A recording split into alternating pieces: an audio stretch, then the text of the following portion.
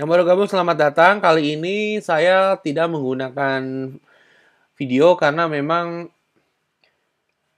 webcam saya sedang digunakan untuk hal lain, jadi hanya audio. Tapi kendati demikian, tetap yang penting itu bukan visualnya tapi informasi yang akan saya berikan ya. Jadi harap maklum. Nanti rekaman rekaman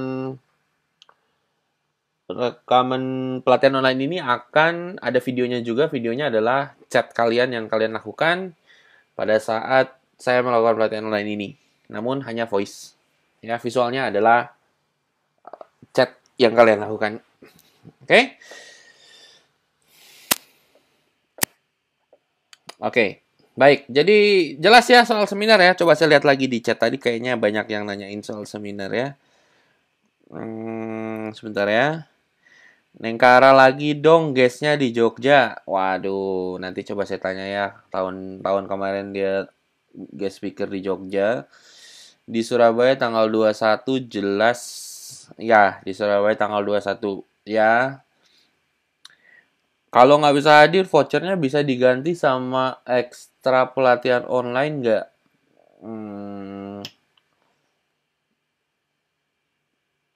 Sebetulnya saya sudah memberikan pelatihan online ekstra loh. Yang seharusnya pelatihan online-nya itu hanya 4 kali. Tapi kalau kamu lihat di dalam member area itu udah jadi 6 kali. Ya, 6 kali. Ini adalah pelatihan online keempat. Kalau kamu lihat di member area masih ada 2 lagi. Ya, semoga kalau ada waktu sempat saya bisa bikin pelatihan online lagi free untuk yang nggak bisa hadir di seminarnya. Tapi tergantung waktu dan schedule jadwal saya ya. Kalau memang ada, saya akan bikin nggak hitung-hitungan. Pokoknya semuanya puas. Oke? Okay? Terus ada lagi nggak nih? Nggak ada pertanyaan ya. Oke, jadi jelas ya. Gunakan voucher seminar untuk daftar seminar segera. Ya. Karena satu, kalau kamu lama-lama daftar seminar, nanti harganya naik. Karena ada early bird, normal, sama on the spot. Kamu dapat harga early bird, cepat bayar. Dua, kamu, maksudnya cepat daftar, sorry. Komersil banget gue. Dua adalah kalau kamu cepat daftar, kamu dapat duduknya sesuai urutan pendaftaran. Kalau kamu cepat, kamu akan duduk di depan. Kalau kamu lambat, kamu akan duduk baris belakang. Kalau kamu duduk baris belakang, di depan tinggi-tinggi, kamu nggak kelihatan nanti. Seperti itu ya. Jadi, akan lebih bagus kalau kamu cepat mendaftar supaya kamu bisa dapat kursi depan. Ya. Informasi seminar lebih jelasnya di seminarpw.com. Oke, seminarpw.com. Ada lagi yang nanya, fungsi dari gold member. Kamu kalau udah jadi gold member, nanti kalau ada acara atau seminar, kamu akan jadi orang pertama yang tahu. Kamu akan diistimewakan, terus kamu juga dapat voucher seminar, voucher acara. Pokoknya gold member akan dapat service terbaik. Oke, Zoya Amirin ada rencana jadi guest. Nah, Zoya Amirin udah beberapa kali jadi guest speaker di seminar saya, tapi sekarang ini dia lagi sibuk kayaknya. Jadi mungkin belum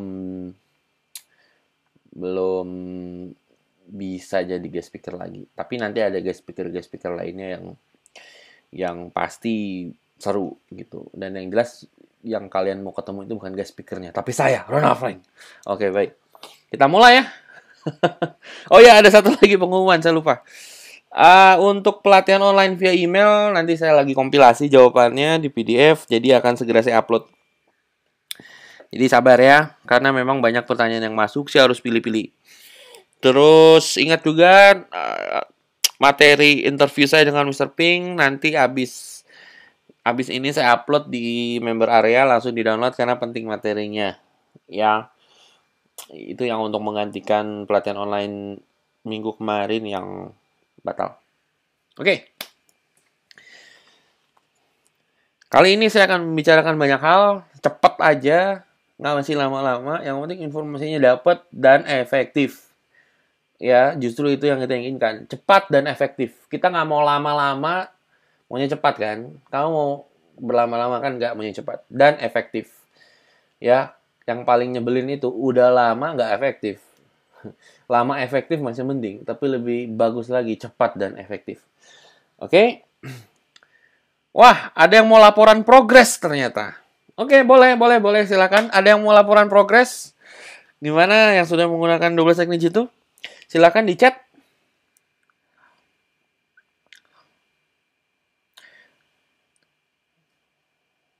Bisa langsung di chat progresnya. Langsung aja sekarang. Nah, ini produk direct ke Perus Manual dibuka lagi dong. Kalau kamu ikut seminar nanti kamu dapat gratis dari ke Perus Manual ya. Nah, ini ada yang laporan progres nih. Aku make message halus FB, kemudian ngobrol asik beberapa hari, terus aku bilang nama, ternyata kamu masuk juga ya. Kayaknya kita jadi teman dekat. BTW ini nomor aku. Dia apa nih? Wah, potong nih chatnya.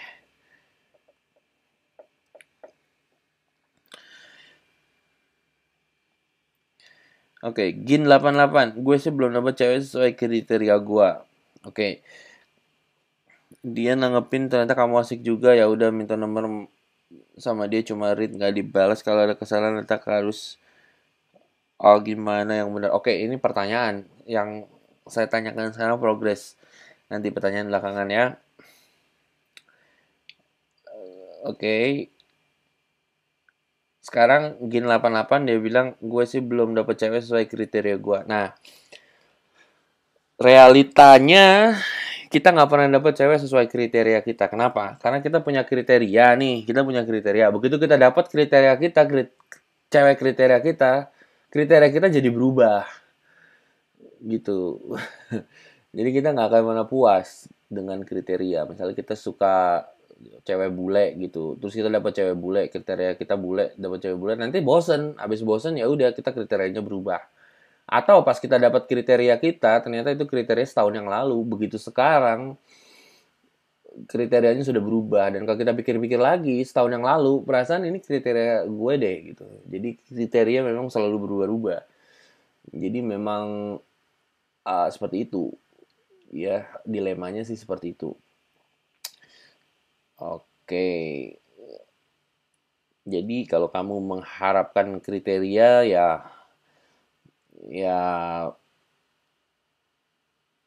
kamu nggak bisa berubah-ubah, kriterianya harus itu aja. Dan andaikan kamu udah dapat itu, biasanya kriteria kamu sudah berubah. Makanya kalau kamu ingin menilai seberapa jauh kamu melangkah atau seberapa sukses kamu melangkah, jangan membandingkan dengan apa yang di depan, bandingin apa yang di belakang. Biasanya goal-goal kamu di tahun kemarin atau 2 tahun yang lalu sebetulnya kamu sudah dapat saat ini, tapi karena goal kamu berubah, jadinya kamu pikir kamu nggak dapat goal kamu. Padahal kalau kamu lihat ke belakang, semua yang kamu inginin rata-rata sih dapat, sudah dapat gitu, ya. Oke, cuma satu kok kriterianya cantik. Oke, cantik pun relatif. Makanya ya eh, apapun yang kamu dapat sekarang, kamu harus mensyukuri ya satu. Tapi bukan berarti mensyukuri udah kamu nggak melangkah lebih jauh gitu. Tetap kamu melangkah lebih jauh. Tapi sekali lagi kalau kamu melangkah jauh, kamu dapat segala macam yang kamu inginkan. Kalau kamu nggak mensyukuri, tetap aja nggak akan merasa cukup. Jadi dua-duanya harus bekerja secara simultan, bersyukur dan terus melangkah. Oke? Ini jangan tanya jawab dulu nih, jadi pada tanya jawab ya. TTM, Kino Verting DLL work banget dan hasilnya banyak banget. TTM dan servisnya semuanya mantap. Ya, good for you. Sampai bosan sama TTM. Ya, good for you. Emang kayak gitu, kalau kamu pengen cewek, dapet cewek 3-4 kali ketemu juga pasti bosen. Jadi dilemanya kalau orang yang pengen banyak cewek, dia pikir dia akan bahagia kalau banyak cewek. Enggak. Dapat banyak cewek bosan dan repot. Jadi ya kebahagiaan sekali lagi bukan soal kamu dapat ini itu, tapi bagaimana kamu menghargai apa yang kamu sudah punya. Tapi kalau kamu yang punya itu yang kamu punya itu aja, ntar bosen juga. Oke, ya kita mulai lagi. Ya kita masuk materi. Ya jadi kembali lagi gimana caranya menjadi percaya diri, dan percaya dirinya ini beda sama modul 12 teknik jitu karena percaya dirinya ini benar-benar untuk melakukan hal yang banyak orang pikir mustahil, yang kamu sendiri pikir mustahil, tapi hal yang mustahil dapat jadi mungkin karena seseorang berpikir itu mungkin terlebih dahulu dan dia percaya diri untuk dapat mewujudkannya. Oke, nah ini penting, ini cukup dalam, jadi dengarkan baik-baik, konsentrasi, fokus karena tidak akan ada siaran ulang ya.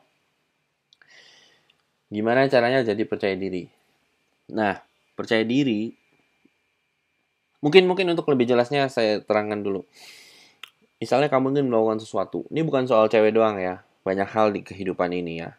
Kembali lagi, wanita suka pria yang punya karakter. Dan karakter pria yang disukai wanita adalah karakter yang bisa melakukan hal-hal besar. Nah, untuk melakukan hal-hal besar, kamu harus punya kepercayaan diri untuk mampu melakukan hal besar. Kalau kamu nggak percaya diri, kamu nggak akan bisa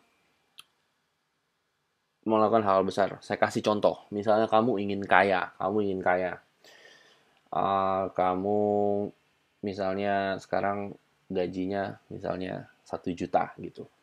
Nah, kamu ingin kaya, ada level mustahil yang akan kamu lalui. Level mustahil yang kamu pikir nggak mungkin gitu. Contohnya, saya bisnis biasanya dapat 1 juta misalnya.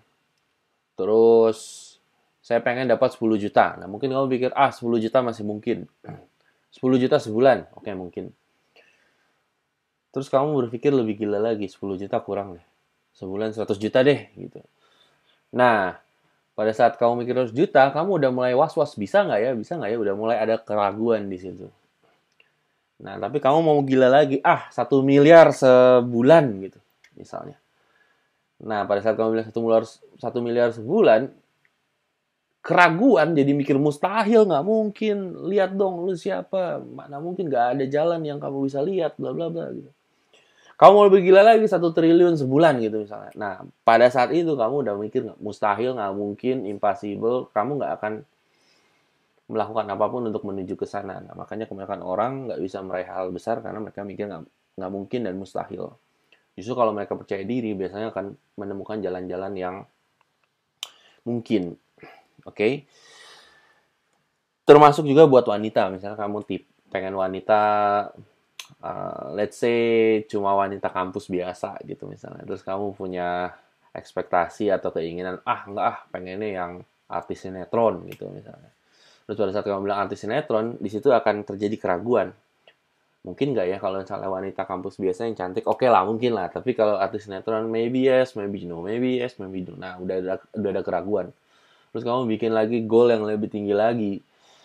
Gue mau supermodel internasional gitu misalnya. Nah, pada saat kamu ngomong kayak gitu, kepala kamu udah pikir, mustahil, bullshit lah, apalah, nggak mungkin lah, lihat dong, gue jelek, ini itu. Nah, itu nggak percaya diri namanya. Ya, jadi banyaklah hal-hal seperti itu, di mana ada barometer yang menunjukkan sebetapa hal itu mungkin apa enggak. Kalau kamu mikir itu mustahil atau nggak mungkin, kamu usaha juga enggak. Kamu nggak akan melakukan sesuatu untuk bisa meraih itu sama sekali. Dan hal itu nggak akan terwujud. Nggak usah melakukan sesuatu, mikirin itu aja. Kalau di Godlike visualisasi. Mikirin itu aja enggak. Ngebayangin itu aja enggak gitu. Kan di Godlike kan diajarkan visualisasi. Pada saat kamu visualisasi dengan benar, maka kejadian kejadian sakti dan canggih akan muncul dengan sendirinya. Tapi kalau kamu mikir mustahil, memvisualisasikan aja kamu nggak akan lakukan gitu. Jadi kamu butuh sesuatu yang bikin kamu benar-benar percaya diri. Percaya diri adalah untuk hal-hal besar yang seperti tadi saya sebutkan dan kamu mikirnya mungkin gitu. Bukan yang mustahil tapi mungkin. Ya, ada kesempatan atau ada semacam um, kesempatan atau peluang yang bisa kamu dapetin kalau kamu berpikir percaya diri, ya. Sekarang gimana caranya supaya percaya diri bahwa hal yang kamu inginkan itu mungkin, dan pada saat kamu percaya diri, kamu akan melakukan hal-hal gila yang kamu nggak pernah lakukan, dan pada saat kamu melakukan hal-hal gila yang kamu belum pernah melakukan, kamu akan dapat apa yang kamu inginkan. Ya, tapi semua berawal dari percaya diri. Oke? Nah, sekarang percaya diri itu apa? Percaya diri itu adalah dua kata kan? Percaya sama diri. Percaya sama diri sendiri. Maksudnya apa percaya sama diri sendiri? Percaya dengan kapabilitas atau kemampuan kamu sendiri gitu. Jadi kalau kamu nggak percaya kamu dengan kapabilitas kamu, dengan otak kamu bisa bisa berpikir dan meraih menuju apa yang kamu mau, kamu nggak akan melakukan apapun sama sekali. Mikirin pun nggak. Jadi percaya diri adalah percaya akan kapabilitas diri. Nah, itu paling penting, ya. Itu penting. Kebanyakan orang salah. Orang mikir percaya diri adalah nekat, pede, terus bisa ngomong depan orang. Enggak. Percaya diri adalah percaya bahwa kamu punya kapabilitas untuk melakukan apa yang kamu ingin lakukan, untuk meraih apa yang kamu ingin raih. Nah, yang paling bahaya tuh di sini. Orang kalau pengen meraih sesuatu, ya, mereka melihat satu, apa kata orang lain. Ya, mereka mendengar apa kata orang lain. Ya, jadi kalau orang lain bilang, ah nggak mungkin lah lu bisa, lu lihat dong, lu ngaca dong gitu, atau nggak akan ada jalan gitu. Mereka lihat pendapat orang lain, dan pada saat pendapat orang lain nggak mendukung, mereka akan stop. Mereka akan stop, mereka nggak akan melakukan apapun, mereka akan mikir nggak mungkin. Dan pada saat mereka mikir nggak mungkin, mereka nggak akan mendapatkan apapun karena mikir juga enggak gitu. Mikir mungkin juga enggak ya. Dan orang-orang yang sukses yang bisa mendapatkan dan melakukan hal besar itu biasanya mereka walaupun nggak mungkin mereka pede, mereka hajar terus, hajar terus, hajar terus, hajar terus, hajar terus. Akhirnya apa ya? Hidup tuh kayak crack open gitu, kayak ada sesuatu yang ada clue entah dari alam semesta atau dari Tuhan atau dari apa. Tiba-tiba mereka menemukan keajaiban, selalu aja nemuin cara untuk menuju hal yang besar yang mereka inginkan gitu. Ya, tapi itu nggak akan terjadi kalau mereka mikir mustahil. Oke. Jadi yang pertama orang-orang kalau mau percaya diri mereka dengerin apa yang orang lain bilang. Dan orang lain itu tidak akan mendukung hal-hal besar yang kamu ingin lakukan. Gak mungkin, karena orang-orang lain itu rata-rata pesimis. Dan pada saat orang-orang pesimis, kamu minta pendapat dari orang lain, ya udah mereka akan bilang gak mungkin, dan kamu gak akan bisa maju, ya. Jadi hal pertama yang harus kamu lakukan, tutup kuping, jangan dengerin orang lain. Jangan dengerin orang lain, termasuk expert, termasuk orang yang ahli di bidangnya. Karena orang yang ahli di bidangnya, orang yang ahli di bidangnya itu punya batasan juga, dan kamu nggak mau dibatasi oleh siapapun, termasuk orang yang ahli di bidangnya. Jadi kalau saya bilang kamu nggak mungkin, jangan percaya gitu. Termasuk saya ya, kalau saya bilang nggak mungkin, jangan percaya, mungkin aja gitu. Makanya saya jarang bilang nggak mungkin gitu. Ya apapun hal gila yang menurut saya nggak mungkin, tapi kalau kamu bilang bisa nggak ya, saya bilang ya kenapa nggak coba, mungkin aja gitu, ya. Jadi jangan pernah dengerin orang lain.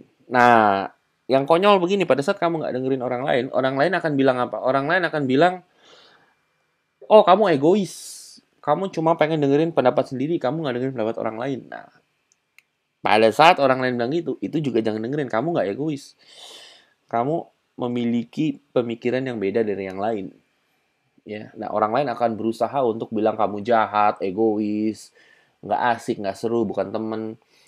Tapi sebetulnya mereka hanya ingin membuat kamu selevel sama mereka, sedangkan kamu levelnya jauh lebih tinggi pemikirannya dari mereka. Dan jangan takut kehilangan teman. Kenapa? Karena pada saat kamu punya pemikiran besar, entah gimana, tiba-tiba orang-orang yang punya pemikiran besar pun juga akan datang ke kamu, entah dari mana, pasti ketemu gitu.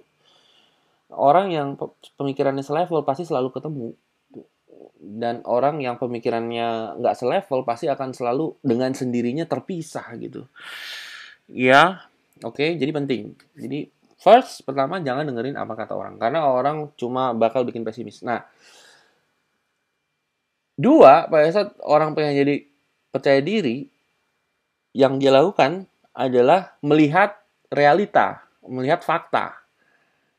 Melihat realita, melihat fakta. Nah, pada saat mereka melihat realita atau fakta, kalau realita atau faktanya nggak sejajar sama keinginan mereka atau pemikiran besar mereka, mereka akan langsung down. Mereka akan langsung down. Contoh misalnya, kamu hitam, gendut, jelek, miskin gitu ya. Ekstrimnya, hitam, gendut, jelek, miskin. Ekstrimnya gitu. Kamu punya keinginan untuk mendapatkan wanita supermodel gitu. Ya. Kamu nggak denger orang, terserah lah lu mau ngomong apa gitu. Tapi tiba-tiba keselip satu omongan sama orang, hah, lu mau dapat supermodel? Nggak usah supermodel, cewek jelek aja lu nggak mampu kok. Lu ngaca dong gitu.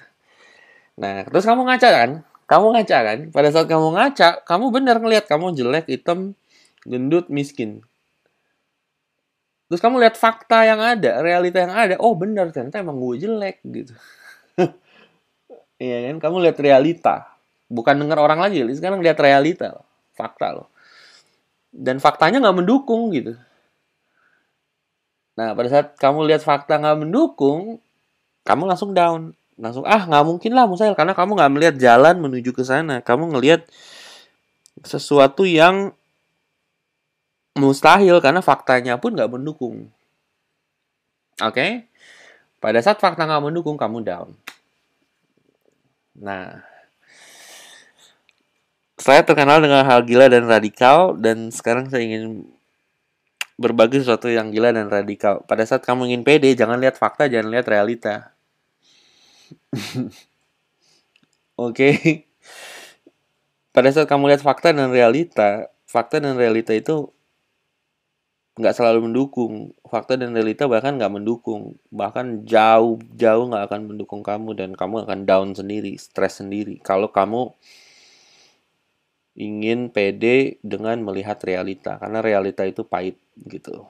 Ya. Nah, pada saat kamu tidak dengar-dengar orang, kamu dibilang egois. Pada saat kamu tidak melihat realita, kamu tutup mata. Tadi tutup kuping ya.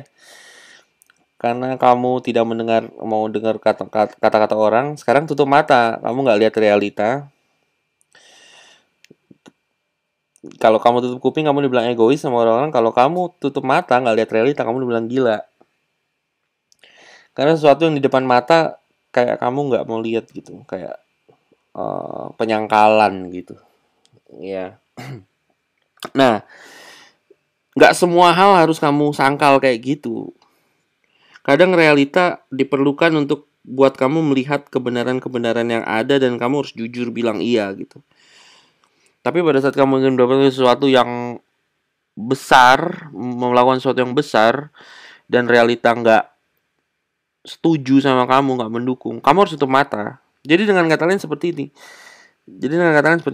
Kalau realita nongol di depan kamu, memberikan sesuatu yang bikin kamu maju gitu. Bikin kamu maju ya. Misalnya kamu lagi down atau misalnya, oke, saya kasih contoh deh analogi. Gini, misalnya ada cewek. Cewek itu nggak baik buat kamu. Dia udah melakukan berbagai macam hal yang bikin kamu stres, kayak bohong sama kamu, selingkuh, matrein kamu, dan lain-lain. Tapi dia cantik. Jadi kamu menyangkal kenyataan atau fakta bahwa dia nggak baik. Jadi kamu delusional gitu. Delusional itu kamu mikir, enggak, pasti selalu ada cara kok bikin dia lebih baik. Pokoknya aku nggak mau dia pergi dari aku karena dia cantik. Padahal nyatanya, faktanya dia memang tidak baik. Nah, kalau kasusnya seperti itu, kamu harus melihat fakta dan realita yang ada bahwa emang dia nggak baik. Jangan bohongin diri dengan bilang dia selalu baik. Itulah saat melihat fakta atau realita. Nah ya, jadi yang tadi saya ngomong bukan yang tadi saya ngomong itu bukan membutakan mata kamu untuk tidak melihat realita sama sekali, enggak. Kalau dengan melihat realita kamu jadi maju, lihat gitu. Ya, jelas nggak maksudnya? Kalau kalau jelas, ketik di chat. Setelah itu kita lanjut. Oke, oke ya, ya oke stop. Jadi di chat udah bilang jelas. Nah, kamu harus tutup mata sama realita kalau realita itu bikin kamu mundur, ya. Kalau kamu lihat realita bikin kamu maju, lihat. Tapi kalau kamu lihat realita bikin kamu mundur, tutup mata. Ya, contohnya, kalau kamu tadi saya bilang hitam, jelek, gendut, miskin, mau dapat pacar supermodel, realita nggak mendukung. Nah, itu tutup mata di situ. Oke, tutup mata, jangan lihat realita. Karena kalau kamu lihat realita, kamu akan pikir mustahil, nggak mungkin, dan ya udah begitu kamu pikir nggak mungkin ya semua nggak mungkin. Ya, nah jadi supaya jadi pede, satu jangan dengar orang. Nah, by the way, dengar orang boleh kalau bikin kamu maju, tapi kalau bikin mundur itu yang nggak boleh didengar. Maksudnya seperti itu ya. Jangan salah ya. Kalau kamu nggak denger sama sekali orang ya, ntar orang kamu jadi bener-bener egois. Pokoknya kalau yang bikin mundur jangan denger. Kalau orang bikin maju, konstruktif, sarannya bagus ya dengerin. Kalau enggak, ya udah tutup kuping. Intinya begitu. Ya, ini apa nih? Kenny bilang jadi harus membabi buta maksudnya. Bukan membabi buta. Bukan Kenny, sorry, Al. Ya udah nanti Al agak sulit jelasinnya. Nanti kamu denger lagi rekamannya kalau ada di member area ya. Soalnya saya udah jelasin jauh ya. Oke. Jadi satu, jangan dengar kata orang yang negatif. Dua, tutup mata dari realita yang negatif. Ya. Kalau realitanya bagus, itu kesempatan ambil. Oke. Nah, sekarang kalau kamu mau pede, jangan dengar orang, jangan lihat realita, kamu harus melihat apa? Kan gitu. Ya, melihat apa? Kamu harus tutup kuping, tutup mata dan melihat visi. Oke, visi. Ya, visi itu apa? Visi itu apa? Visi adalah sesuatu di masa depan yang kamu ingin dapatkan yang belum ada sekarang. Itu visi. Oke? Ya. Visi cuma bisa kamu lihat pada saat kamu tutup kuping, tutup mata. Ya, kalau kamu buka buka mata, buka telinga, yang kamu lihat adalah keadaan yang seperti biasa yang kamu lihat setiap hari, yang itu-itu aja. Kalau kamu ingin perubahan, apalagi perubahan besar, tutup kuping, tutup mata, lihat visi. Visi adanya di dalam diri kamu, bukan di luar sana. Karena di luar sana itu adalah hal-hal yang sudah terjadi sama kamu, yang berulang-ulang mengulangi dirinya sendiri. Kalau kamu ingin perubahan, tutup mata, tutup telinga, lihat visi. Visi baru bisa dilihat kalau tutup mata, tutup telinga. Ya, tutup mata, tutup telinga, lihat visi. Nah, visi bisa juga disebut dengan hope atau harapan. Oke. Jadi kalau orang bilang no hope, kalau pengen sesuatu udah no hope, dia lihat mata, dia lihat realita no hope, dia buka kuping no hope, tanya orang no hope, dia mau punya hope, dia tutup mata, tutup kuping, lihat visi itu hope. Jadi hope itu bukan yang dilihat, bukan yang dia dengar, tapi yang dia nggak lihat, dia nggak dengar, dan adanya di masa depan itu visi. Iya. Nah, kalau kamu mau jadi pede, mau bisa punya mental baja, bisa dapetin apa yang kamu mau, dan pada saat kamu mau dapetin apa yang kamu mau itu kamu bisa melalui rintangannya, kamu harus punya visi. Dan sumber semangat kamu itu adalah visi. Kalau kalau kamu sumber semangatnya kata-kata orang, kamu nggak akan semangat karena orang akan negatif. Oke? Kalau kamu sumber semangatnya adalah fakta, realita, kamu nggak akan semangat karena fakta realita ya nggak akan mendukung kamu. Jadi yang benar-benar bisa dukung kamu adalah visi kamu sendiri. Visi adanya tutup mata, tutup telinga. Ya, jadi pada saat kamu down, pada saat kamu stres, pada saat kamu merasa no hope, udah nggak mungkin bisa, kamu udah melakukan segalanya, badan udah capek gitu misalnya. Yang perlu kamu lakukan adalah tutup mata, tutup telinga, lihat lagi visinya. Nah, kalau visinya enak, kamu jadi semangat lagi. Nah, ingat yang bikin semangat itu adalah visi. Nah, visi itu adalah imajinasi hayalan. Oke, imajinasi dan hayalan. Ya, Einstein bilang apa? Kadang imajinasi lebih penting dari hayalan. Imajinasi lebih penting dari pengetahuan kan gitu.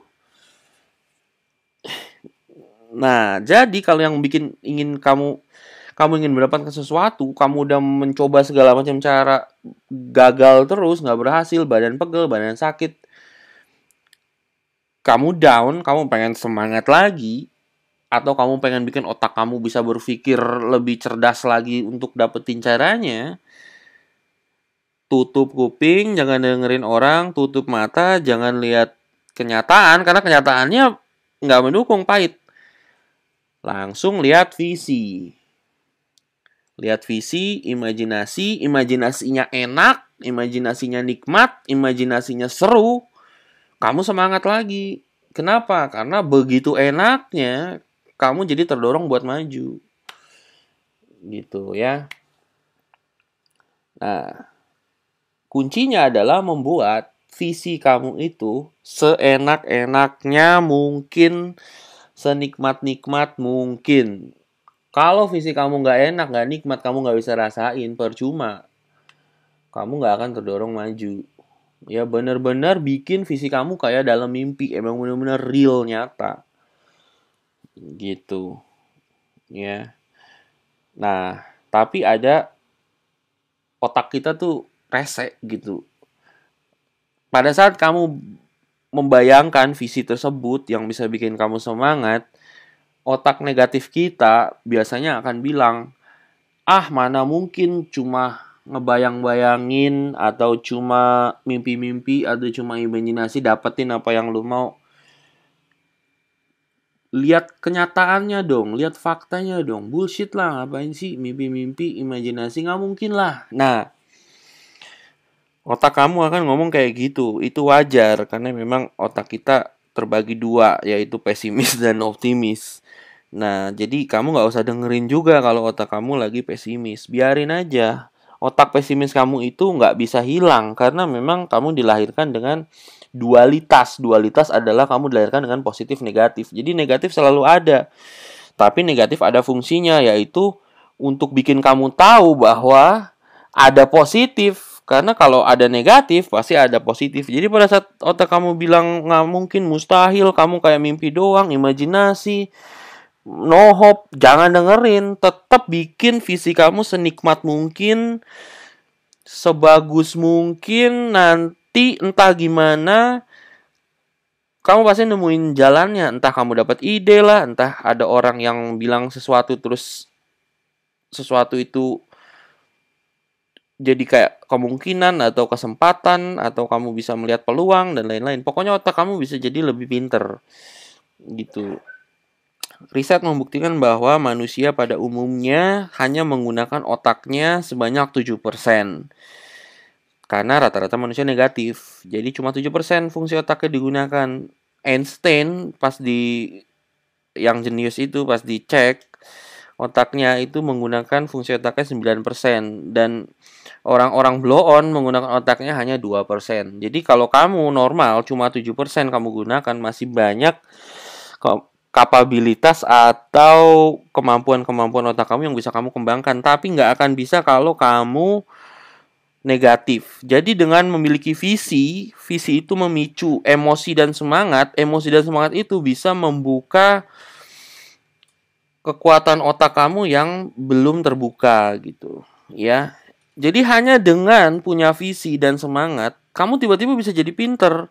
Mungkin gak instan, akan ada prosesnya, tapi kalau kamu terus semangat dan lakukan, maka proses itu akan berjalan dengan bagus, dengan sendirinya, dan flow gitu. Entah gimana kamu bisa jadi pinter. Tanpa kamu sadari, tiba-tiba kamu sudah mendapatkan apa yang kamu mau. Dan pada saat kamu sudah mendapatkan apa yang kamu mau, kamu udah gak mau lagi karena kamu punya keinginan lebih besar lagi. Ya. Jadi intinya, kalau kamu ingin pede untuk mendapatkan apa yang kamu mau, kamu jangan berpegang dengan omongan orang atau fakta yang ada. Kamu harus berpegang sama visi. Tutup mata, tutup kuping, lihat visi kamu, bikin visinya seenak-enaknya, senikmat-nikmatnya. Kamu semangat, nanti jadi pintar. Ya, oke. Dan sekali lagi, kalau kamu ingin membuat hal-hal besar yang luar biasa, rintangannya minta ampun, badan capek, kayak mau mati lah istilahnya gitu deh. Nah, tapi kamu akan mampu melalui hal tersebut, kamu akan bisa mendapatkan apa yang kamu mau, melewati halangannya, entah masalahnya apapun, kamu bisa solve, bisa bisa selesaikan kalau kamu punya semangat. Nah, semangatnya ingat sekali lagi nggak datang dari kata-kata orang, nggak datang dari realita, tapi dari visi. Ya, jadi pegangan kamu satu-satunya untuk jadi pede, untuk maju terus adalah visi. Titik.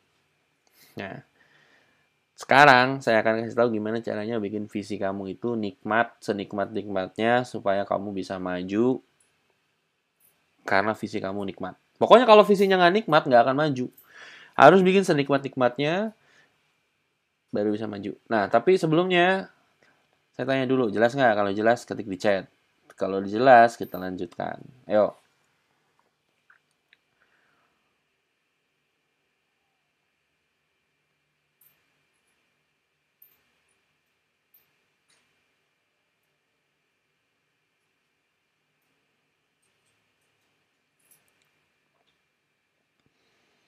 Oke, jelas ya? Jelas ya? Oke. Sekarang begini.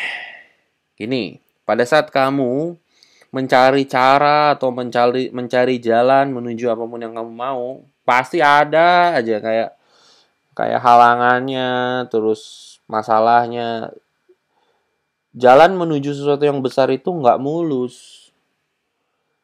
Itu, waduh, itu kayak ekstrimnya sih kayak ngelawan tanda kutip ya, ekstrimnya tanda kutip kayak ngelawan Tuhan. Kamu nggak punya kekuatan gitu. Kayaknya realita tuh kasar banget, realita tuh kejam gitu. Nah, saya kasih contoh konkret deh. Kasih contoh konkret deh, ya. Dulu ya, ya ini ada cerita-cerita dikit deh. Jadi dulu saya pernah mau coba bisnis sama temen, terus semuanya seperti berjalan lancar. Teman saya itu kenalin saya ke orang yang punya duit, jadi investor,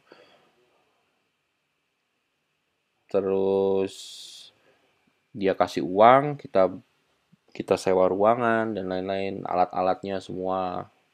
By the way, perusahaan IT semuanya udah oke.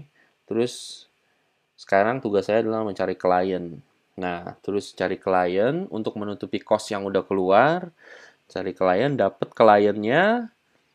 Nah, cek. Oke. Nah, ini yang parah. Ini yang real, yang saya bilang realita kejam.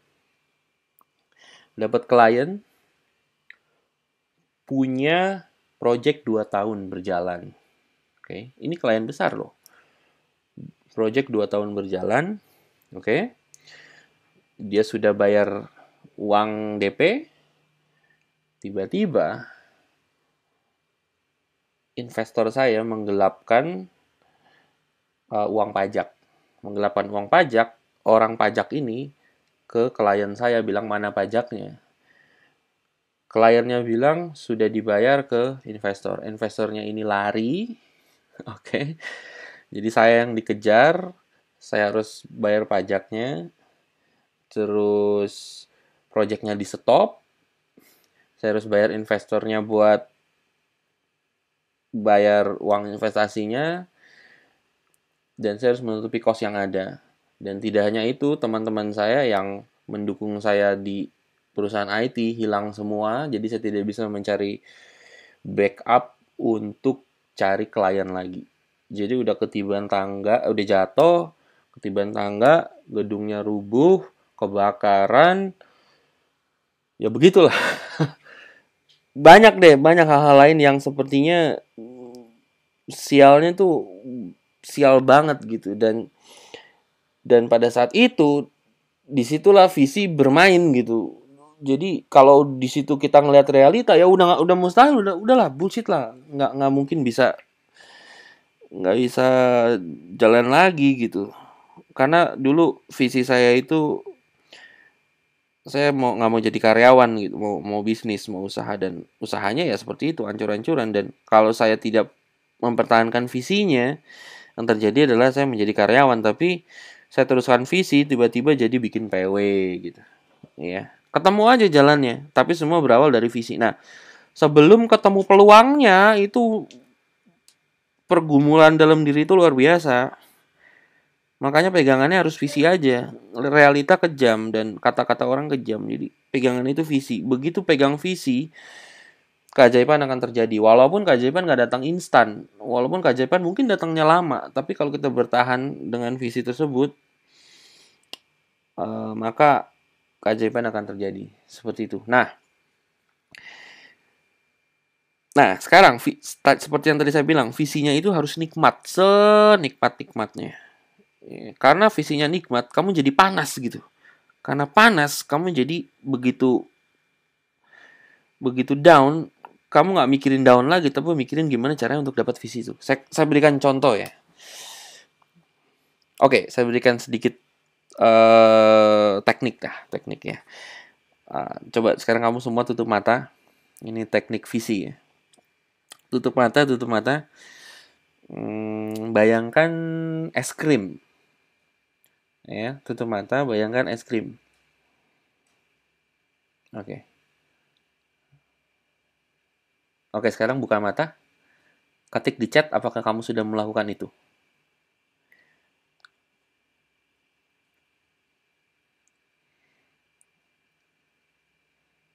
Oke, stop ya. Stop. Oke, stop. Stop chatnya.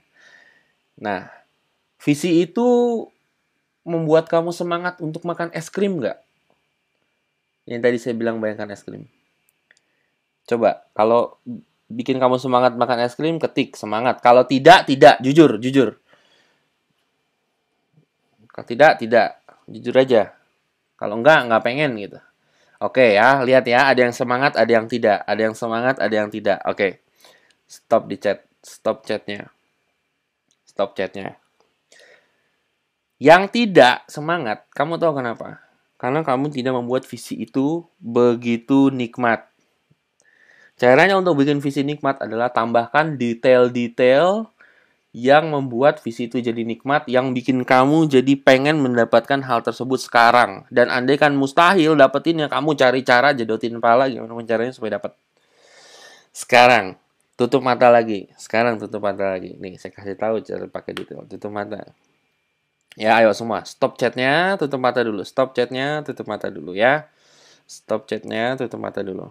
Oke, sekarang bayangkan es krim. Oke, es krimnya itu agak besar, pakai cone. Terus setengah coklat, setengah vanila. Di atasnya ada strawberry. Terus kamu bayangkan di sebelah es krimnya itu ada dua wanita cantik sedang menjilat es krimnya.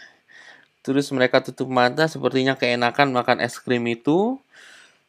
Terus mulutnya belepotan dengan es krim yang saking enaknya itu. dan mereka berebutan pengen makan es krim itu. Dan ya udah cukup sampai situ. Oke, sekarang buka mata. Sekarang pertanyaan saya, apakah visi yang kedua lebih nikmat dari yang pertama? Coba ketik di chat.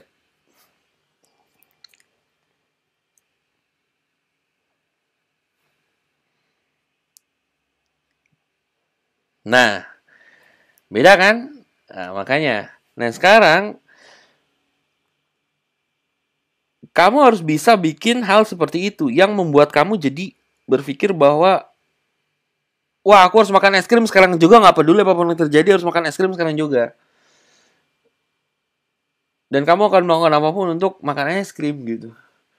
Entah sekarang kamu langsung ke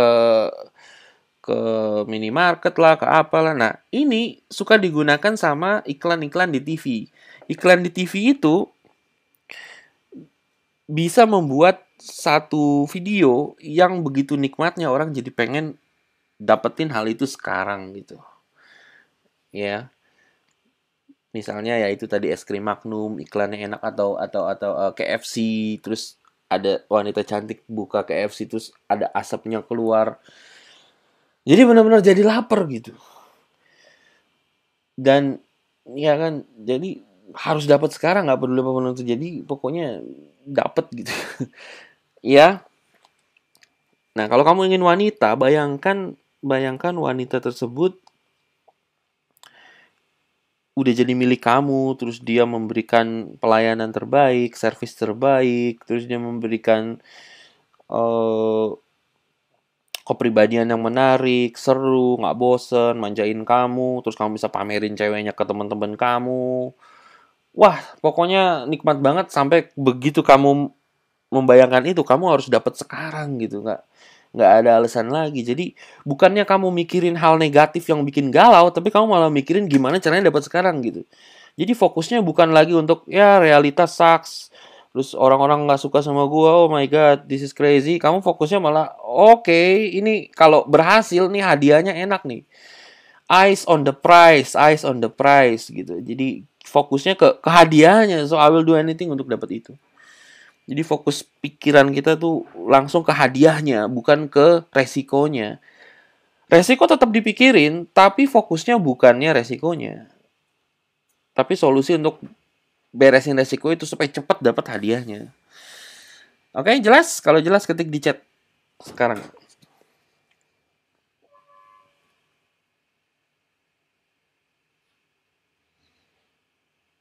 Oke.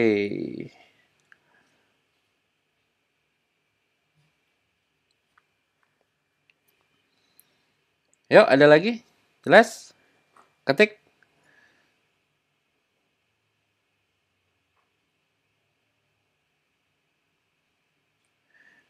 Nggak. Beda. Ini bukan mirip Godlike. Godlike memang ada visualisasi. Tapi Godlike itu lebih menjelaskan tentang mekanisme di belakang Godlike. Kalau ini hubungannya sama gimana cara percaya diri ya. Kalau percaya diri itu jangan dengar kata orang, tutup mata sama realita, berpegang sama visi. Itu maksudnya. Ya, walaupun tekniknya pakai visualisasi, tapi yang saya bicarakan di sini adalah dua hal berbeda. Beda fungsinya. Gitu. Ya, jelas ya.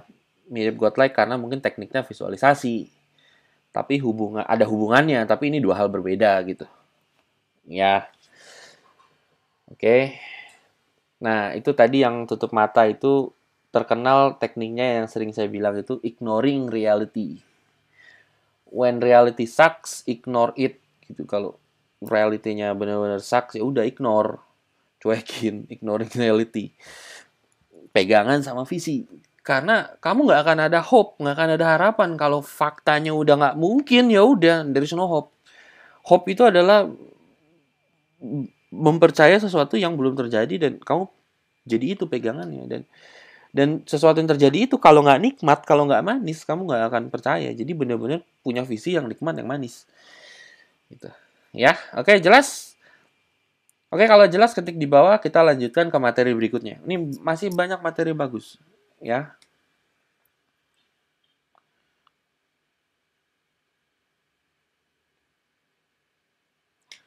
Oke, stop chatnya. Berguna nggak? Kalau berguna ketik.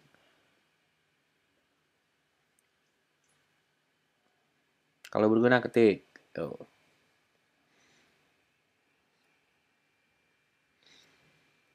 Oke. Waduh, nggak terasa udah 10:30 ya. 1,5 jam ya ngomongin gini doang ya.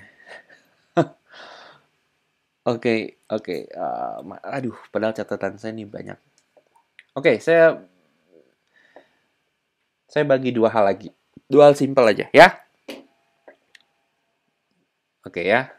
Siap ya, dengar fokus lagi nih. Udah jam segini nih.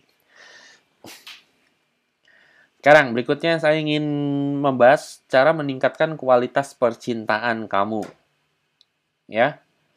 Kualitas percintaan kamu. Gimana caranya meningkatkan kualitas percintaan kamu? Oke. Nah, sebetulnya simple. Cara meningkatkan kualitas percintaan itu simple. Ya, banyak faktor untuk meningkatkan kualitas percintaan. Nah, saya perjelas dulu. Kualitas percintaan di sini maksudnya apa? Apakah maksudnya pacaran terus relationship-nya kamu jadi langgeng atau gimana? Enggak.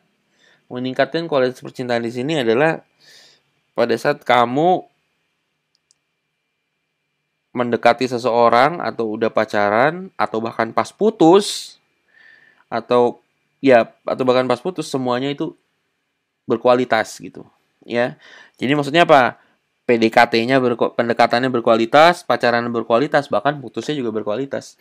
Ya memang kalau mungkin kamu cinta sama seseorang kamu nggak pengen putus, tapi kadang-kadang rencana Tuhan itu aneh dan selera komedi Tuhan itu suka aneh, jadinya putus gitu misalnya.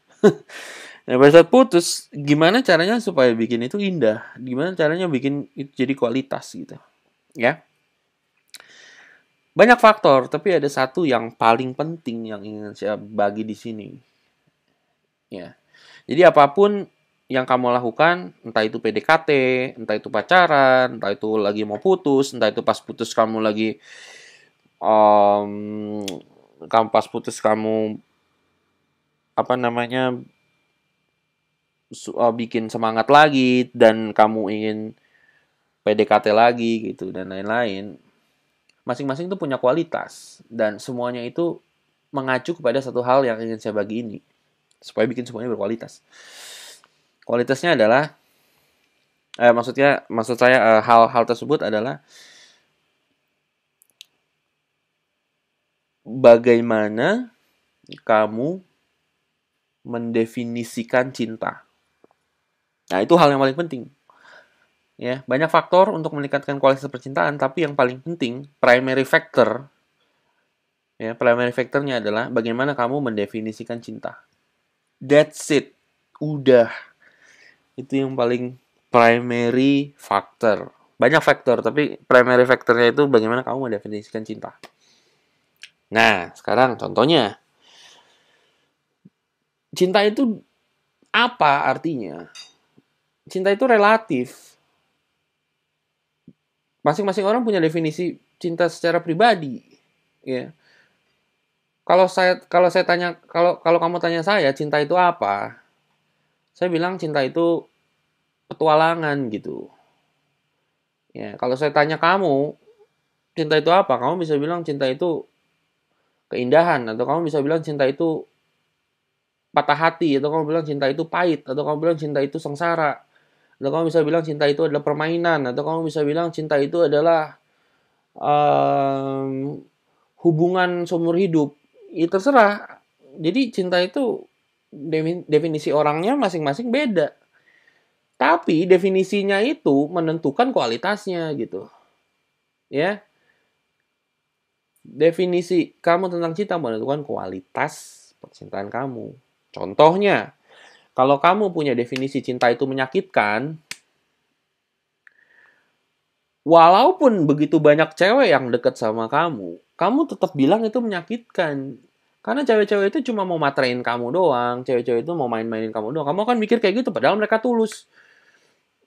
Kamu akan mikir, mana mungkin cewek suka sama gue kan jelek gitu misalnya. Tapi gue kaya, berarti mereka mau deketin gue cuma pengen duit gue doang gitu. Kamu akan cari-cari alasan yang membenarkan definisi kamu gitu. Kalau kamu bilang cinta itu menyakitkan, kamu pacarannya baik-baik aja, tapi kamu selalu cari cara untuk bikin itu jadi menyakitkan. Nah, begitu putus, kamu akan bilang, tuh kan bener, menyakitkan kan? Tuh kan, nah begitu udah putus menyakitkan, ada cewek deketin kamu lagi, kamu akan bilang, aduh gue gak mau pacaran deh, takut cinta itu menyakitkan. Ntar paling ini nyakitin gue lagi, padahal belum tentu. Ya, jadi semua itu tergantung definisi. Nah, misalnya kamu punya definisi cinta itu sebuah permainan gitu. Nah, kamu akan jadi orang yang licik. Begitu kamu deket sama cewek, kamu gak akan tulus. Kamu bikin itu seakan-akan sebagai permainan, sebuah teknik. Harus bohong-bohong, harus gini, harus gitu. Jangan kasih lihat diri kamu sebenarnya. Jangan jujur, jangan kasih lihat kelemahan. Harus kasih kelebihan. Nanti dia akan gini, dia akan gitu. Eye contact-nya ke atas sekian derajat, tingkat kebasahan bibir. Nah, jadi kacau-kacauan gitu. Semuanya tuh game gitu. Ya, jadi semuanya tergantung definisi yang kamu kasih ke cinta itu sendiri. Ya kan? Nah, jadi ingat, kualitas percintaan kamu tergantung dari definisi kamu tentang cinta. Kalau definisi kamu cinta itu indah, ada yang PDKT sama kamu, walaupun bukan tipe kamu misalnya, ya tetap aja indah. Kamu kan merasa, wow, ada cewek yang deket sama gue, seneng deh hati gue gitu. Nah, terus kamu pacaran, wow, ini pacaran indah gitu, walaupun gak ketemu, tapi setiap ketemu indah. Terus kalau putus, wow, ini putus paling indah gitu. Jadi semuanya, semuanya tuh kamu cari alasan untuk bikin itu jadi indah. Oke? Contohnya, kalau kamu bilang cinta itu menyakitkan, pada saat putus, kamu akan memaknai putus itu kayak, tuh kan cinta itu menyakitkan, cinta itu bikin hati berdarah. Tapi kalau kamu bilang cinta itu indah, pada saat putus, kamu akan memaknai itu, wah, putus, mungkin dia bukan yang terbaik buat saya gitu. Pasti ada seseorang yang terbaik buat saya akan datang setelah ini. Senangnya bisa putus karena akan ada yang lebih baik lagi datang gitu. Nah, beda lagi ceritanya. Ya, dan kamu galau, kamu stres, kamu bahagia, itu tergantung definisi yang kamu kasih. Udah itu aja. Nggak pengaruh apapun yang terjadi di luar sana, karena apapun yang terjadi di luar sana itu cuma mirror, cuma cermin. Kamu yang menentukan cermin itu artinya apa. Gitu. Cewek kamu selingkuh, ninggalin kamu bisa bikin itu jadi sesuatu yang indah. Dan itu berkualitas, tergantung kamu memaknainya. Kalau cewek kamu selingkuh ninggalin kamu kalau berpikir cinta itu indah, kamu akan mikir, lebih bagus dia ketahuan selingkuh sekarang daripada udah pacaran 10 tahun baru selingkuh ketahuan. Waduh, bahaya. Jadi ya udahlah. Putus aja sekarang, cari yang baru. Udah, toh kita emang gak jodoh. Jadi buat apa diterusin? Buat apa buang-buang waktu 10 tahun pacaran terus toh akhirnya gak jadi. Oke, jelas? Jelas nggak? Kalau jelas ketik di chat.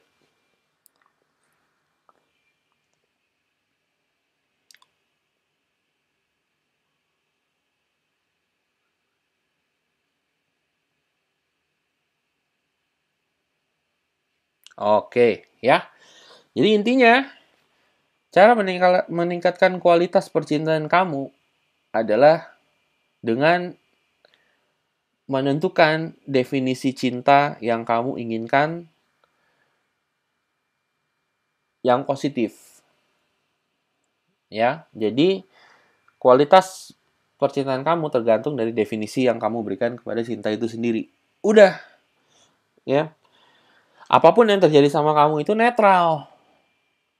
Yang bikin itu positif atau negatif, ya definisi kamu itu.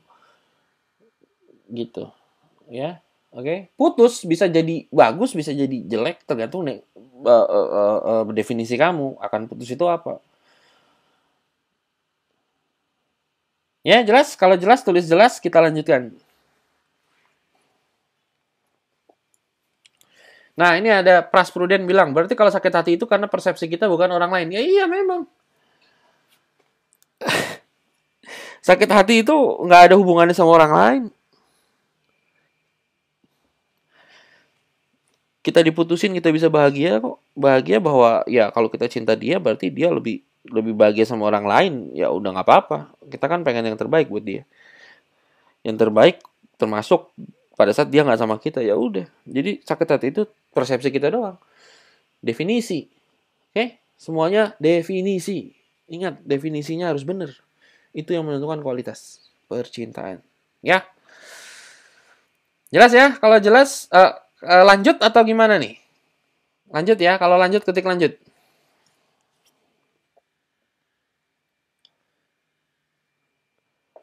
Oke. Berguna nggak? Kalau berguna ketik berguna.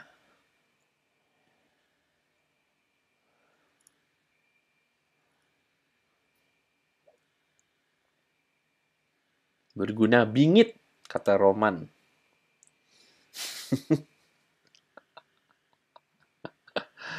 Oke, sip. Lanjut ya. Lanjut ya. Kalau lanjut ketik lanjut. Ayo, ayo. Udah 1,5 jam ini.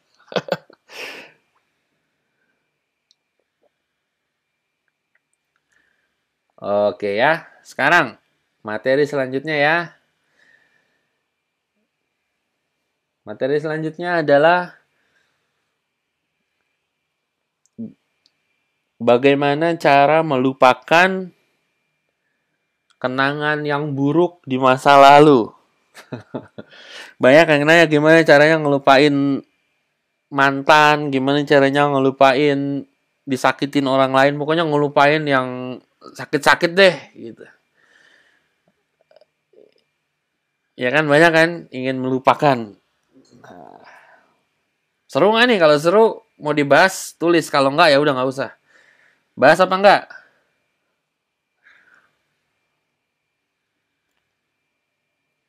Wih seru. Oke. Oke ya. Wah, Daniel bilang nggak usah. Waduh, gimana nih Daniel? Kenapa nggak usah? Yang lain bilang bahas nih. Ya udah, apa nggak usah aja nih? Daniel bilang nggak usah, apa nggak usah aja nih? Nggak usah aja ya.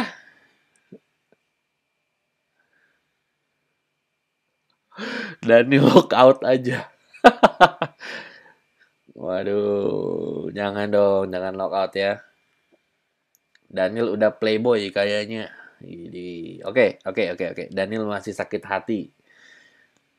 Yang moderator Ron apa Daniel? Oh, Daniel. Bahas aja Daniel tutup telinga.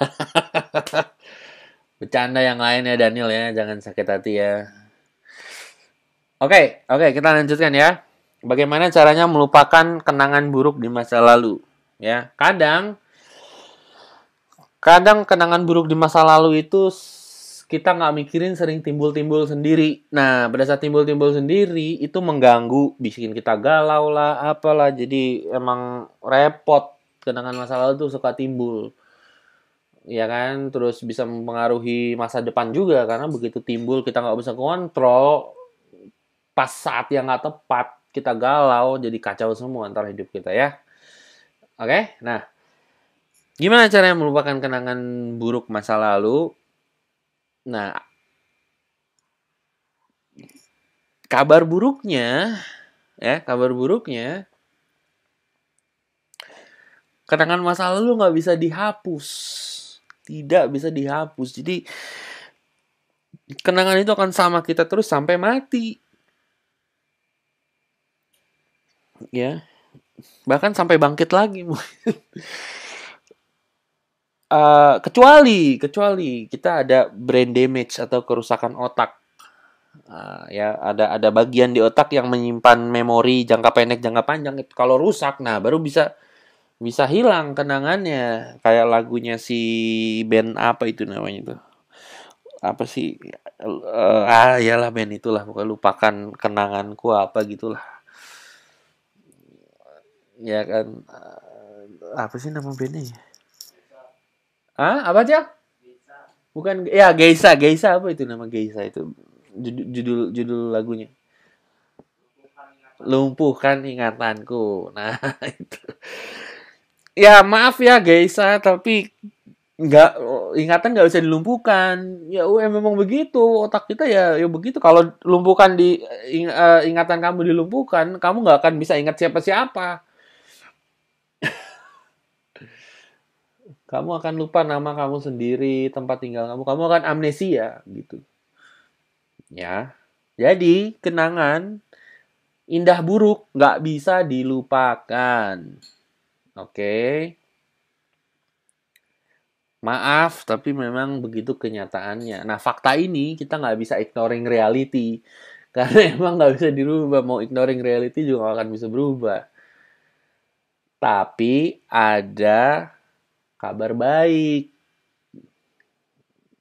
Kabar baiknya, kabar baiknya adalah kamu bisa merubah makna dari kenangan tersebut. Oke. Jadi sebelum saya lanjutkan, kamu harus tahu dulu ada beda antara memori dan kenangan, ya. Kamu harus bisa membedakan antara memori dan kenangan. Oke. Memori adalah pada saat kamu mengingat suatu kejadian. Itu memori. Kamu mengingat suatu kejadian itu disebut memori, ya. Kenangan adalah makna yang kamu kasih ke kejadian tersebut. Saya ulangi nih ya. Memori adalah pada saat kamu mengingat sebuah kejadian. Ya. Kenangan adalah makna yang kamu berikan kepada kejadian tersebut. Oke. Contohnya memori. Kamu ditampar cewek, kamu diputusin cewek. Nah, itu memori. Ya. Kenangannya adalah ditampar itu sakit. Maknanya loh, ditampar itu sakit, diputusin itu sakit. Kenapa sakit? Karena kamu kehilangan dia. Ya. Jadi kamu memorinya itu nggak positif, nggak negatif, netral. Tapi kamu memaknainya negatif karena sakit. Ya, jadi memorinya ya ditampar, diputusin, udah. Nggak ada makna. Tapi kamu kasih makna, oh ditampar sakit, oh diputusin sakit. Aku stres pada saat itu. Nah, jadi begitu nongol memorinya, langsung emosi yang kamu kaitkan ke memori tersebut muncul. Stres, sakit, depresi, kan gitu. Nah, ingat loh, memori nggak bisa dihapus, tapi kenangan bisa dirubah. Jadi, kamu rubah aja kenangannya, rubah aja maknanya. Pada saat memori itu muncul, kamu ganti kenangan atau maknanya, efeknya jadi positif. Ya, jadi contohnya, kamu ditampar, diputusin. Terus kenangannya, kamu itu sakit hati, stres, depresi. Nah, begitu muncul, ganti aja maknanya. Maknanya adalah ditampar diputusin. Oh, bagus ditampar diputusin. Kalau nggak ditampar diputusin, gue nggak jadian sama cewek cakep yang ada sekarang. Gitu. Ya, jadi begitu dirubah maknanya, ya, kenangannya dirubah, memorinya nggak bisa berubah loh. Kenangannya dirubah, efeknya jadi positif. Gitu. Ya. Nah, ini makna ini dipakai sama tukang advertising iklan. Contohnya iklan rokok, ya, iklan rokok. Bukannya iklan rokok bilang sebetapa enaknya rokok ini mengandung zat ABCD yang bikin kamu enak. Yang dilakukan iklan rokok adalah dia bikin semacam drama, tapi di tengah-tengah dramanya itu diselipin rokoknya. Jadi dia nggak ngejelasin soal rokoknya, dia bikin drama, bikin sebuah kenangan, bikin sebuah makna, tapi di tengah-tengah keselip rokoknya. Jadi orang-orang mikir rokok itu enak berdasarkan drama atau makna yang dikasih dari drama tersebut ke rokok itu gitu. Jadi misalnya ada cowok keren gitu, terus dia jagoan, terus dia dapet cewek cakep, terus dia ngerokok. Nah, yang orang pikir kalau ngerokok itu jadinya kayak si cowok itu maknanya. Kayak iklan Axe, parfum Axe. Terus kalau pakai Axe cewek-cewek ngejar. Nah, orang mikir kalau pakai aks jadi keren kayak si cowoknya dikejar-kejar cewek. Itu maknanya nggak dijelasin soal aksnya itu sendiri. Parfum itu wanginya kayak gimana, zat-zatnya kayak gimana. Nah, orang itu memproses, manusia memproses makna, memproses kenangan, bukan memproses memori. Memorinya bisa muncul, tapi maknanya apa? Makna apa yang kamu kaitkan gitu ya. Jadi memorinya itu kayak rokok atau parfum Axe. Nggak ngaruh juga rokok sama parfum Axe-nya. Yang ngaruh adalah dramanya kan, iklannya seperti apa. Drama di iklannya itu yang kamu ingat. Kamu kaitkan itu dengan produk gitu. Ya. Jadi pada saat memori itu muncul, terus kamu punya kenangan buruk, ganti aja kenangannya jadi indah, memorinya nggak bisa berubah. Oke, jelas? Kalau jelas ketik di chat box.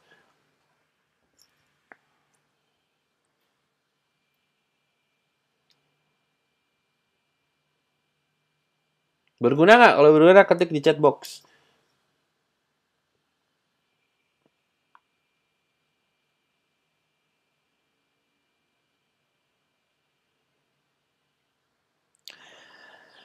Oke, aduh capek.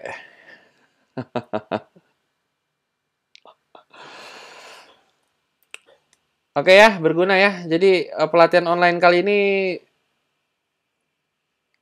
bagus nggak nih? Bagus apa nggak? Kalau bagus ketik di chat.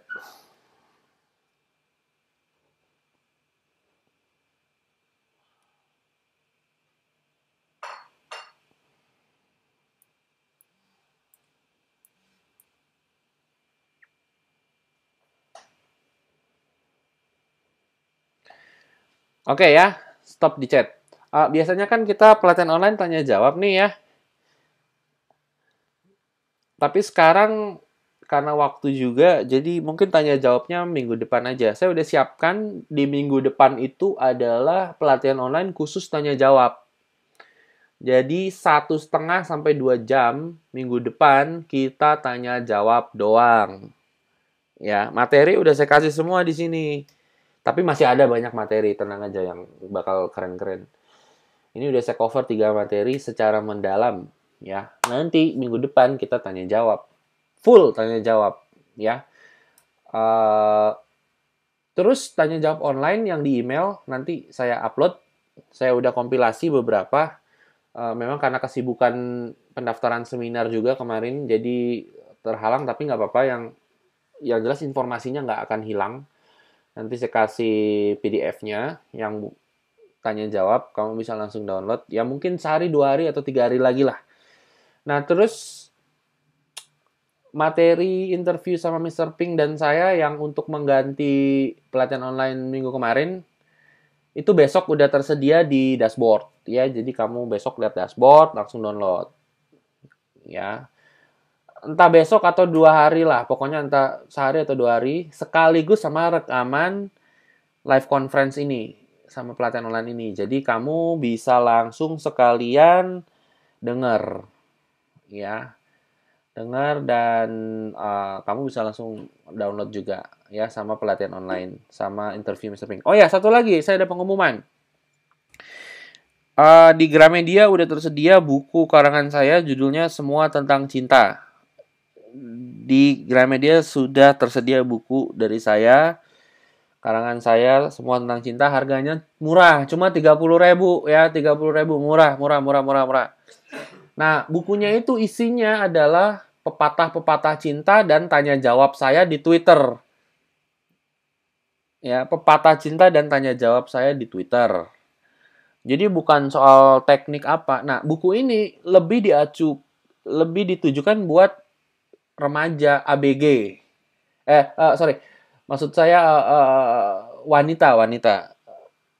Wanita ABG, remaja ABG gitulah.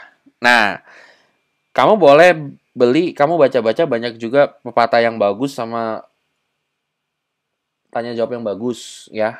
Nggak apa-apa, silakan aja. Tapi akan lebih bagus lagi kalau kamu bisa beli ini, kamu kasih-kasih ke teman-teman cewek kamu. Ya, buat hadiah pacar kamu atau hadiah gebetan kamu juga bisa. Ya, bilang kamu baca ini gitu, ini pasti bagus. Atau kamu bisa bilang, kamu pengen tahu apa itu cinta yang aku rasakan, atau kamu pengen tahu perasaan aku saat ini, kasih bukunya. Nah, dengan kamu kasih bukunya, terus cewek itu baca, dia terkesima sama bukunya, dia akan mengaitkan buku itu sama kamu karena kamu yang ngasih, terus kamu bilang itu perasaan kamu ke si cewek itu, ntar cewek itu bisa jadi suka sama kamu. Jadi kamu bisa menggunakan buku itu sebagai tools atau alat untuk PDKT, atau cuma sekedar buat ngasih hadiah atau apalah, ya. Jadi saya sarankan kamu beli di Gramedia buat hadiah, bisa juga kamu baca sendiri. Gitu. Dan kalau kamu udah beli bukunya, terus kamu kasih seseorang, cewek atau siapa, kalau bisa kamu foto sama bukunya, atau cewek itu foto sama bukunya, kamu langsung tag fotonya di Twitter Ronald_Frank. Nah, nanti saya senang tuh dapat foto dari kamu sambil foto buku. Kan keren, ya. Lagian cuma murah kok, 30.000. Isinya lebih lebih bernilai lagi dari 30.000. Ya, bisa kamu kasih buat hadiah atau buat cewek, buat PDKT atau sebagai alat dan lain-lain. Baca sendiri juga boleh, ya. Oke, Nih Saifuddin Wantoro, dapat reward apa bro? Nah dia nanya dapat reward apa? Nggak dapat reward, tapi dapat materi bagus, dapat pepatah dan tanya jawab bagus, gitu. 30.000 dengan berbagai macam isi yang bertahun-tahun saya bikin, ya sangat nggak sepadan. Kamu justru untung banget, gitu. Ya, oke. Sekali ya terakhir. Saya udah kasih voucher, segera digunakan. Ya, ada seminar, super seminar, ada godlike, ada ultimate relationship. Ya, kalau kamu berminat, segera daftar karena harganya bisa naik. Ya, terus biar kamu baris paling depan duduk dan gunakan seminarnya. Kalau nggak mau bazir, ngapain? Saya udah kasih seminar. Super seminar Jogja Nengkara ya. Waduh, nggak tahu nanti ya. Nanti ya, coba saya tanya dulu. Dia lagi sibuk soalnya. Tahun kemarin saya udah ajak dia ke Jogja. Oke? Oke deh kalau gitu. Lina Nengkara apaan? Linenya ya Nengkara.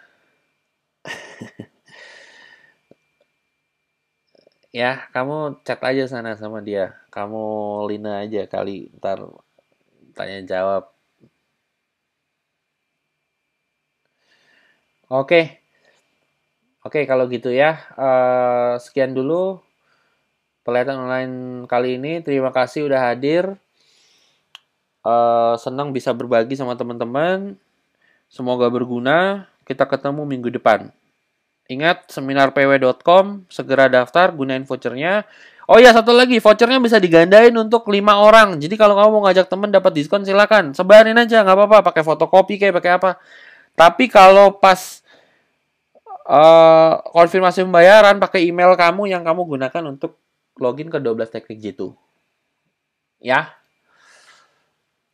Oke, see you. Sampai jumpa minggu depan. Ingat, beli bukunya Semua Tentang Cinta. Daftar seminar, seminarpw.com.